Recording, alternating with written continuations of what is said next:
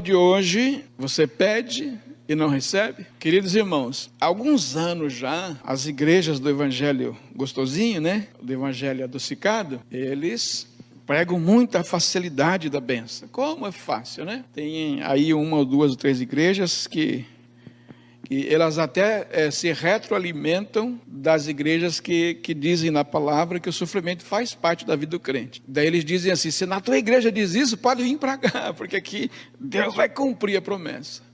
E as pessoas vão, e as pessoas pegam o envelope, e as pessoas enchem o envelope. Só que no decorrer da semana, algumas respostas acontecem, mas outras não. As pessoas continuam indo no médico, continuam tendo que trabalhar para pagar as contas, as frustrações do casamento continuam acontecendo. Depois de um certo tempo, as pessoas param de ir naquelas campanhas lá, mas logo tem outras pessoas que vão e o sistema vai se retroalimentando. E a gente não conhece verdadeiramente um cristão que fala assim, olha, o Salmo 103, que fala das bênçãos do Senhor, ele se cumpriu na minha vida toda. Tudo na minha vida, olha, foi um mar de rosas. Primeiro que rosas têm espinho, e que mar não é nada calmo, né? Para começar a conversa, né? Então são duas coisas bem complicadas, e não tem nada muito de paz nisso, né? Ao longo da caminhada, o sistema evangélico adocicado produz muita gente frustrada. E muita gente deixa as fileiras do evangelho, porque acreditou que tudo ia ser muito fácil. Que eu ia receber uma bênção, uma oração, que eu ia fazer uma campanha e no final a gente vê que algumas pessoas foram uma, duas ou mais campanhas e as lutas ainda permanecem. E tem respostas, por exemplo, que Deus diz não, como nós já mencionamos aqui outro dia. Tem horas que Deus diz não para nós, como nós mencionamos o apóstolo Paulo. Senhor, eu tenho um espinho aqui, o Senhor tira. Ele falou, não vou tirar. O meu poder vai se aperfeiçoar na fraqueza. Aquelas igrejas, ou na nossa igreja, se fala muito isso, que esvazia de ver, a pessoa não aparece mais. Você foi o tal dos envelopinhos, né? Mas então eu mencionei para os irmãos, Tiago capítulo 4, pedis e não recebeis, porque pedis mal, para o gastardes em vossos deleites. Então o Tiago fala assim, olha, por que você pede e não recebe? E o Tiago vai direto da canela da gente com essa palavra aqui, né? Ele fala, vocês não recebem porque vocês pedem mal. Vocês não sabem pedir, pedem muito mal.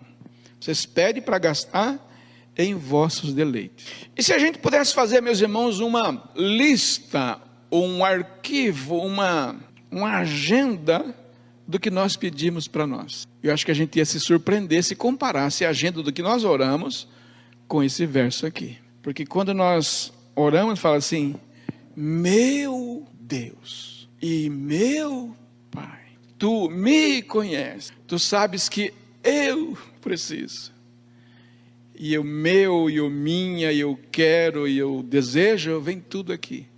Fôssemos fazer uma análise de tudo, assim, uma agenda das nossas orações, eu creio que fazer uma comparação com esse verso da palavra de Deus, gente, eu acho que eu peço mal, porque boa parte está satisfazendo a minha vontade. Pai, se o Senhor me responder, eu vou ter prazer de testemunhar o quanto o Senhor cuida de mim. E a gente tem muito disso do eu quero, eu posso, eu tenho, eu determino. Pá, como a gente é poderosão, né?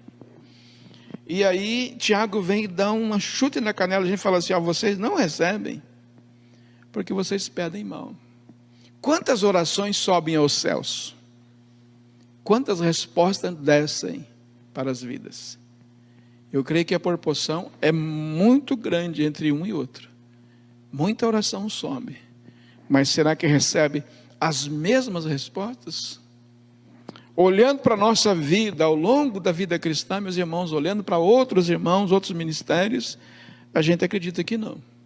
Nós fomos obreiros no Rio Grande do Sul, nós fomos obreiros no sudoeste do Paraná, nós fomos obreiro agora no oeste do Paraná, muitos anos, obreiro 12 anos no Goiás, em Brasília, e meus irmãos, é a mesma coisa.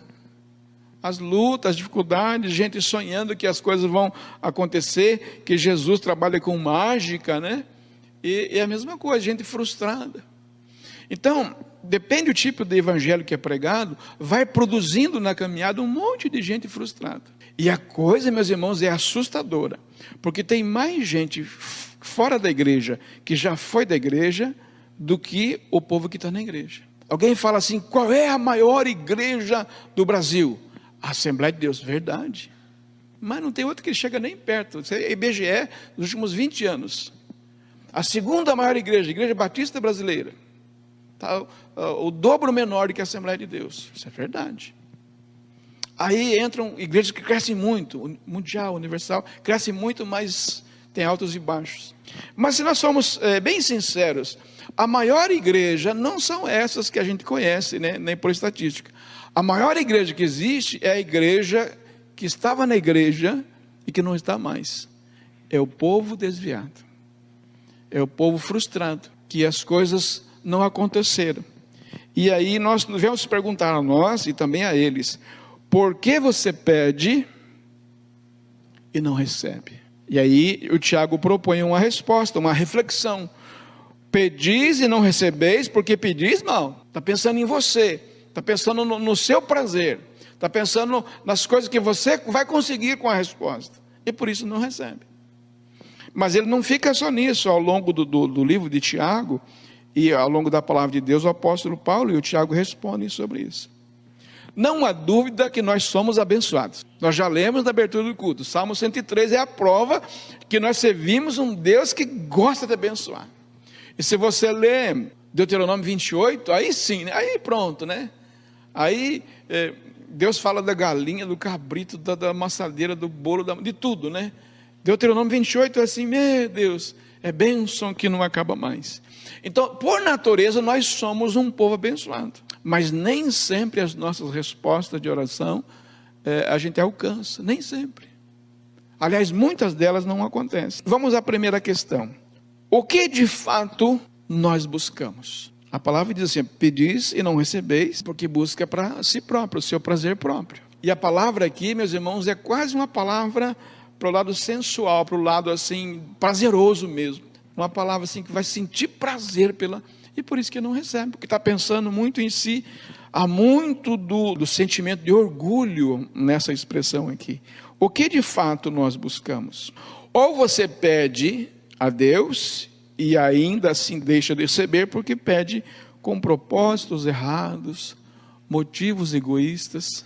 É muito interessante conversar com as pessoas quando está para sair uma mega cena, uma coisa assim grande, né? E as pessoas gostam de falar, eu faria tal coisa. E a gente vê assim, todo mundo lembrando, todo mundo, não, eu ajudaria fulano, eu ajudaria o ciclano, né? Mas você vai ver assim, ele ajudaria com uma parte pequena, né? Porque o grandão mesmo, o grandão fica para cá, né? Ah, eu ajudaria a igreja, eu ajudaria não sei o que e tal, né? Ajudaria meus parentes, pagaria as dívidas de todo mundo, ó. Sim, mas uma pequena parte. O grosso mesmo, ele não ia repartir com ninguém. Qual é a intenção? Qual é o propósito? E normalmente, meus irmãos, mesmo nós sendo servos de Deus, temos propósitos errados quando oramos. Às vezes a pessoa está num aperto e corre para a gente, irmão, ora por mim. E nós temos o desejo de orar abençoando a pessoa. Mas será que Deus queria que nós abençoássemos? Será que Ele não está ali por causa da prova? Ele está pagando pelo que fez? E você vai lá e tira o peso. Muitas vezes a gente fala, o pastor é meu amigo, né? Aí quando o pastor tem que falar uma palavra um pouco mais dura, mais séria, aí já não é mais amigo. Então o pastor não pode ser pastor amigo, ou é pastor ou é amigo, porque o amigo perdoa, releva, e o pastor às vezes tem que falar coisas que traz crescimento, que traz vida. Se a mãe só dá docinho e bolachinha, a criança não cresce.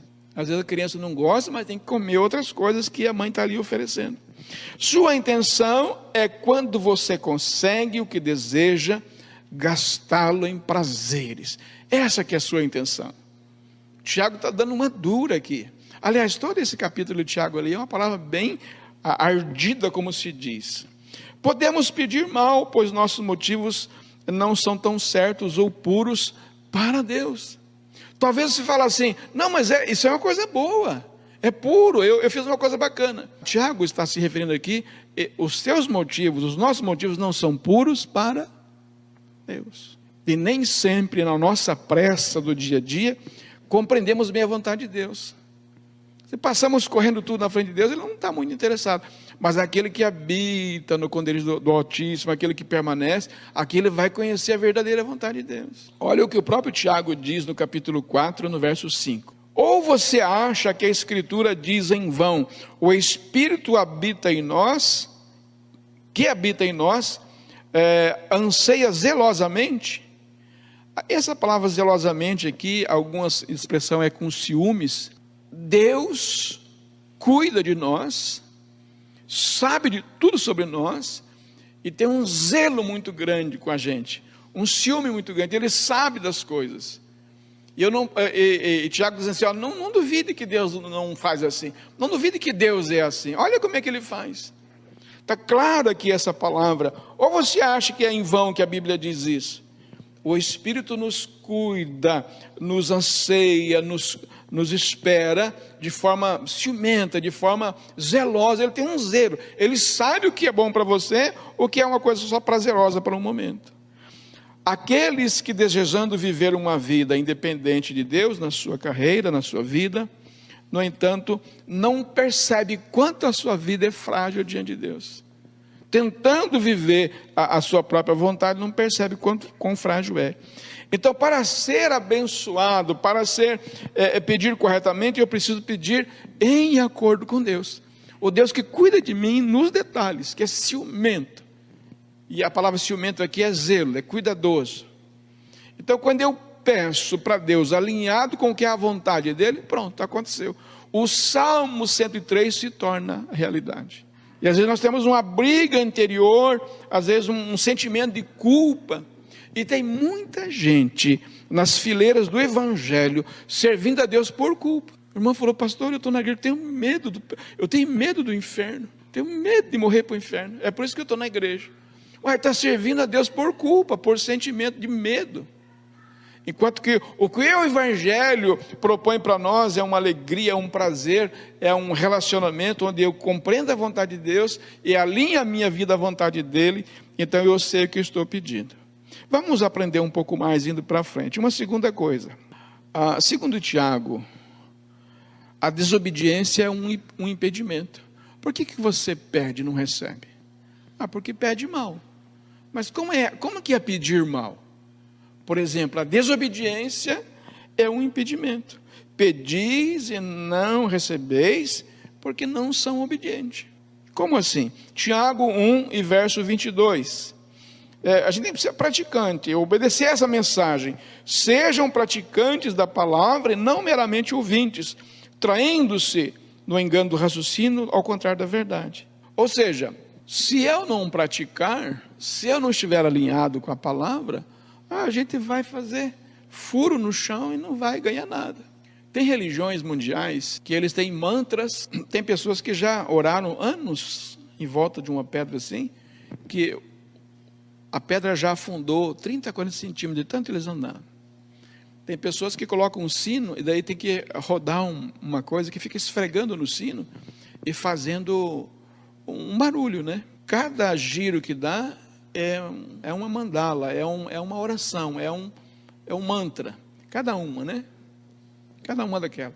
Então, eles acreditam que fazem dezenas, milhares de orações. Tem gente que já gastou o sino e não conseguiu resposta. A vida continua igual. A gente olha esses estudos, essas reportagens sobre essas religiões, a pessoa está lá velha, já gastou aquele sino lá, já gastou aquela pedra lá, mas ainda não conheceu a promessa verdadeira de Deus. Então a promessa de Deus é que uma vez que o sofrimento termine, chega a bênção. Mas a vida não é feita só de prazer, a vida contém o sofrimento. Veja o que Pedro diz no capítulo 5, no verso 10. Ora, o Deus de toda graça, que em Cristo vos chamou à sua eterna glória, depois de ter sofrido por um pouco, Ele mesmo vos há de aperfeiçoar, de firmar, fortificar e de fundamentar. Tem gente que gostaria de tirar certas passagens da Bíblia, né? Que fala que a gente passa por isso. Puxa, o Pedro podia ter poupado a gente e não falado isso, mas ele fez e escreveu, está lá. A vitória vem depois da luta. A colheita vem depois do plantio. A chuva vem depois do trovão. Então, a conquista vem depois da gente se esforçar para conseguir. Depois de terdes, aí sim. Então, tem o tempo certo. Há tempo de arrancar, há tempo de plantar, há tempo de colher. Há o tempo para as 4 coisas na vida do cristão. Os cristãos podem vencer Satanás suportando o seu sofrimento. Deus vai abençoar. Mas ninguém quer. Pastor, eu não quero sofrer para ser abençoado. Tá, então eu vou começar aqui a profetizar só coisas doces e boas para você. Mas você poderá cair na fé rapidamente e entrar para aquela igreja que se desvia da fé com a frustração do próprio evangelho. E eu vou ser o culpado disso. Mas a palavra diz bem ao contrário. Agora eu gostaria que o Thomas voltasse para o texto anterior. Eu gostaria que você olhasse o que diz ali o texto com calma. Depois de ter sofridos por um pouco, ele mesmo há de, primeira coisa, aperfeiçoar. Isso aqui é bênção. Bênção que se adquire por ter passado por uma luta, por ter enfrentado uma prova. Perfeito. Ou seja, vem a coisa madura, vem a coisa completa, vem a maturidade. Você vai conseguir ser a pessoa da bênção perfeita, a pessoa perfeita, abençoada, conforme a palavra de Deus. Segunda coisa, ele diz aperfeiçoar, firmar, ou seja, confirmado. Confirmado é raiz profunda, raiz bem funda. E toda planta boa cresce primeiro a raiz. Ouvi dizer que o bambu fica 2 anos crescendo a raiz para baixo, depois ele cresce para cima. É por isso que o bambu tem, sei qual é, 20, 30 metros de altura, não sei. Aqueles bambu lá, enorme. Mas ele fica 2 anos criando a raiz lá para baixo. Então a palavra diz assim, depois de você passar um sofrimento, depois de você passar uma luta, você é uma pessoa completa. Você é uma pessoa confirmada. Isso é bênção, isso é bênção. Isso vale mais do que ouro ou prata. Você é uma pessoa profunda, enraizada. E note que o crente enraizado é aquele que trabalha no escuro, por baixo, ninguém vê. No fedido, no adubo, né? As coisas que faz da fortaleza, mas ninguém vê.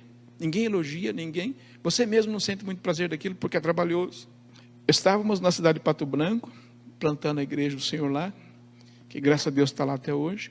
E aí nós tínhamos que limpar o terreno, colocar uma tenda de lona, estabelecer aquela lona, muito trabalhoso. E aí começou a chover e começou a entrar água por baixo da lona e molhar o gramado onde estavam os bancos. Eu falei, eu preciso fazer uma vala em volta e a água daí não vai entrar ali. Meus irmãos do céu, quando eu dei a primeira picaretada assim, a picareta pulou para cima assim, eu falei, meu Deus, aqui vai dar trabalho. Sem exagero, tinha lá um cascalho, que fala um cascalho, que tem uma terra com pedra no meio, né? A gente batia a picareta e a picareta pulava para cima. Meio desacostumado, logo começou a sangrar a mão também. E eu fiz lá 1 metro e pouco assim, eu estava morto de canseira, né? Falei, tem que fazer toda a volta disso aqui, né? Eu falei, o culto saiu de noite, né? Mas só eu sei como é que eu cheguei na hora do culto à noite, depois daquele dia lá. Ainda fiz só uma parte, foi nos outros dias para terminar. Tem muitos trabalhos, meus irmãos, que é um trabalho de raiz. Só que tem uma, não tem vento que derruba você. Isso é bênção. Você pode estar com dinheiro ou sem dinheiro, mas você está firme na bênção, a pessoa abençoada. O texto diz aperfeiçoar, firmar, diz assim, fortificar. Fortalecido quer dizer poderoso. Como que nós somos poderosos? Porque nós passamos pela dor, né? Só quem cavocou lá, sabe quem ajoelhou, sabe quem sofreu, sabe quem sentiu a escassez do dinheiro, da saúde, de alguma coisa, de amizades, de ser muitas vezes incompreendido, se torna forte. O meu poder se aperfeiçoa E o texto é bem claro aqui, depois de ter sofrido, aí eu vou te fazer poderoso, forte. Fortalecido é poderoso. Poderoso não é ganhar no grito, na oração, não é frequentar isso e aquilo. E a última palavra aqui, aperfeiçoar, firmar, fortificar e fundamentar. Ou seja, é estabelecido, estabelecida, respeitável, consagrado ao Senhor. Ou seja, isso é bênção. E nem sempre nós oramos a Deus na nossa oração pedindo essas coisas, né? Já pensou, eu vou esquecer da minha lista de oração, aquela do catálogo que eu falei no começo, né? Eu vou começar a orar assim. Senhor Deus, eu quero ser perfeito, eu quero ser confirmado, eu quero ser estabelecido, eu quero ser fortalecido. Que nós oramos. Quando não somos ou não estamos enganando a nós mesmos. Foi o que o texto diz lá no começo. Pedir mal, está se enganando a si próprio. Tiago 1, 23 e 25. Porque se alguém é ouvinte da palavra e não praticante, assemelha-se ao homem que contempla num espelho o seu rosto natural, pois a si mesmo se contempla e se retira e logo para e esquece de como era a sua aparência. Mas aquele que considera atentamente a lei perfeita, a lei da liberdade, e nela persevera, e não sendo ouvinte negligente, mas operoso praticante, esse será bem-aventurado no que realizar. Frequentar, contribuir, orar, testemunhar, visitar, ler a palavra, exercer o dom que Deus deu, é ser praticante. Agora, ficar assistindo de longe, e aí as orações realmente não terão muito futuro. Vai dar aquela canelada que o Tiago falou no texto, que é o texto principal dessa pregação. Qual é a utilidade, qual é o lucro, meus irmãos, de a gente ter fé? Qual é o lucro de termos fé? Qual é a utilidade? Veja o que Tiago fala no capítulo 2, verso 14. Meus irmãos, qual é o proveito se alguém disser que tem fé, mas não tiver as obras? Pode acaso semelhante fé salvá-lo? Tem fé, mas não faz nada. Então as orações não vão ser respondidas, as coisas não poderão acontecer na vida dessa pessoa. Um outro texto agora, em 2 João 9. Quem transgride e não permanece na doutrina de Cristo, não tem Deus. Aquele que permanece na doutrina de Cristo tem o Pai e o Filho. E quem não tem Deus não tem resposta de oração, vai ficar orando, e a oração vai até no teto, pode pular do jeito que quiser e nada acontece. Alguns pensavam incorretamente que eram discípulos de Cristo. Nós somos seguidores de Cristo, as coisas vão, para mim vai dar tudo bem. E note que Jesus deixou 500 pessoas lá, quando o Espírito Santo desceu só tinha 120, os discípulos. Veja João 8:32, 30 a 32. Dita essas coisas, muitos creram nele. Disse, pois, Jesus aos judeus que haviam crido nele, os que tinham crido: se vós permanecerdes na minha palavra, sois verdadeiramente meus discípulos, e conhecereis a verdade, e a verdade vos libertará. Só porque alguém está dizendo aí na rua, na televisão, que conhecer a verdade libertará, e não coloca o verso anterior primeiro, acha que as coisas vão acontecer. Não vão acontecer. Somos discípulos de Cristo à medida que nós obedecemos, estamos na palavra, praticamos a sua palavra. Indo mais adiante, ninguém é discípulo sem obedecer. Mateus 7, 21, 23. Nem todo aquele que me diz Senhor, Senhor, entrará no reino dos céus. E quantas vezes nós oramos dizendo isso, né? Mas aquele que faz a vontade do meu Pai que está nos céus, muitos naquele dia hão de dizer-me, Senhor, Senhor, porventura não temos nós profetizado em teu nome, e em teu nome não expelimos demônios, em teu nome não fizemos muitos milagres? Então lhes direi explicitamente, nunca vos conheci, apartai-vos de mim, os que praticais a iniquidade. Alguém já disse, os pregadores já disseram assim, que lá no céu todo mundo vai ter 3 surpresas. A primeira surpresa, eu cheguei, uau, cheguei. A outra, segunda surpresa, ué, você está aqui. E a terceira surpresa, cadê o fulano? O céu, eu não tenho a menor dúvida que será um lugar de grande surpresa, porque nem todo que fica dizendo Senhor, Senhor. Então, ainda insisto com a pergunta inicial, por que você pede e não recebe? Porque muitas vezes precisamos aprender todas essas coisas também. Somos um povo abençoado, sempre vamos depender do nosso relacionamento com a palavra. Tem gente que quer Deus, mas não quer a sua palavra. Temos tempos para trabalhar, temos tempo para filme, temos tempo para esporte, temos tempo para namoro, temos tempo para conversa, para várias coisas, para cuidar da casa, e limpa, e relimpa, mas não temos tempo para a palavra. E aí, quando vamos orar, vamos levar a canelada do Tiago. Sabemos que somos abençoados porque estamos num relacionamento com Deus, e a bênção chega, ela corre atrás de você, você nem precisaria pedir dela. 1 João, capítulo 2 e o verso 3. É o 2 João e o 3 João que não tem capítulo, é só versículo. O primeiro tem, né? E nisto sabemos que o conhecemos, se a gente guardar a Bíblia, os mandamentos. E depois também em João 2 e verso 5. Mas quem guarda a sua palavra, verdadeiramente o amor de Deus é aperfeiçoado nele. Nisso conhecemos que estamos nele. Quando guardamos a palavra de Deus, obedecemos a palavra de Deus, estamos em Deus, e a resposta de oração vem correndo atrás de quem busca. Muito bem. E aí a última lição, a terceira, é a falta de fé. Pedis e não recebeis porque não tem fé. Tem muita gente que tem uma vontade de receber as coisas e acha que vontade, pensamento positivo é fé. Não é. Intensidade não é fé. Em fé é relaxar. Em fé é descansar. Faltou dinheiro? Eu relaxo, acalmo, Deus vai dar um jeito. Eu trabalhei, eu tenho para receber, Deus vai providenciar. Eu descanso. Não, porque eu vou receber, não é intensidade. A fé não é isso. Isso é vontade, isso é desejo, isso é anseio, às vezes até desespero, né? Muitas vezes falta a fé. Tiago capítulo 15, capítulo 5, verso 15. E a oração da fé salvará o doente, e o Senhor o levantará, e se cometeu pecados, será perdoado. A oração da fé. E quando temos fé, nós estamos descansando que Deus. Pastor, mas não deu certo. Porque não está nas nossas mãos isso. Nós temos que ter fé, e a fé não é a nossa vontade, o nosso desejo. A Bíblia, a palavra, planta a fé em nós. A Bíblia dá a fé em nós. Não é oração, não é jejum. A fé vem pelo ouvir e ouvir a palavra. Muito bem. E muita gente tem vontade, desejo e acha que isso é fé. Confessemos uns aos outros as nossas faltas, deslizes. Tenha misericórdia do outro. Confesse, ore. Essas coisas geram fé. Essas coisas confirmam a fé.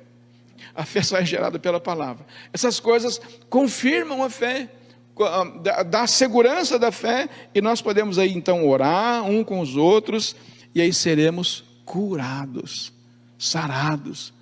Isso é o resultado de quem pratica a fé. A oração sincera, aquela oração de coração, a oração de um homem justo faz coisas tremendas, faz coisas que nós às vezes não conseguimos descrever, porque é o funcionamento daquilo que eu estou vendo e praticando na palavra. Eu obedeço a palavra e milagres começam a acontecer de forma tremenda na minha vida. Hebreus capítulo 6, 11, verso 6, diz que sem fé é impossível agradar a Deus. E Hebreus 11, verso 1 diz que a fé é a certeza das coisas que se esperam e a convicção de fatos que não se veem. Pode colocar os três lá agora, no final. Muitos não recebem. Por que você pede e não recebe? A pergunta então é: o que está buscando? É para prazer? É para o eu? A desobediência é o impedimento? A falta de fé é o impedimento? Que Deus nos abençoe nessa noite, que essa palavra seja guardada, que o Espírito Santo faça alguma coisa com essa palavra em nossas vidas, em nosso coração. Feche teus olhos, baixe sua cabeça, agradeça a Deus pela palavra, agradeça a Deus pela oportunidade de servir a Deus, de ser um praticante da palavra.